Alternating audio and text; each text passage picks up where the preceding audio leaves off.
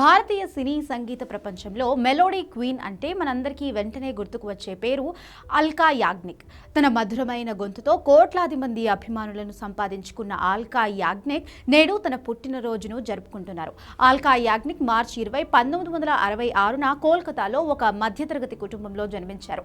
ఆమె తల్లి శుభా యాగ్నిక్ స్వతహాగా శాస్త్రీయ సంగీత విద్వాంసురాలు. తల్లి దగ్గరే సంగీత ఓనుమాలు నేర్చుకున్న అల్కా కేవలం 6 ఏళ్ల వయసులోనే కోల్కతా ఆకాశవాణిలో పాటలు పాడడం ప్రారంభించారు. కేవలం 10 ఏళ్ల వయసులో తన అదృష్టాన్ని పరీక్షించుకోవడానికి ముంబై చేరుకున్నారు. అక్కడ ప్రముఖ నటుడు రాజ్ కుమార్ ఆమె ప్రతిభను గుర్తించి సంగీత దర్శకుడు లక్ష్మీకాంత్ ప్యారెలేలాల్ కు పరిచయం చేశారు. 1980లో పాయల్ కి ఝుమ్కర్ సినిమాతో తన కెరియర్ ప్రారంభించినప్పటికీ 1988లో వచ్చిన తేజాబ్ సినిమాలోని ఏక్ దో తీన్ పాటతో ఆమె జీవితాన్ని మలుపు తిప్పింది. ఈ పాట దేశవ్యాప్తంగా ఒక సంచలనం సృష్టించింది. ఈ పాటతో ఆమెకు తొలి ఫిల్మ్ఫేర్ అవార్డు లభించింది.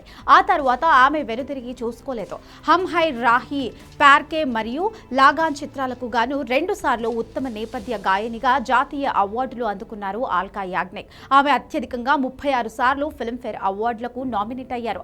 అందులో 7 సార్లు ఉత్తమ గాయనిగా అవార్డులను అందుకున్నారు.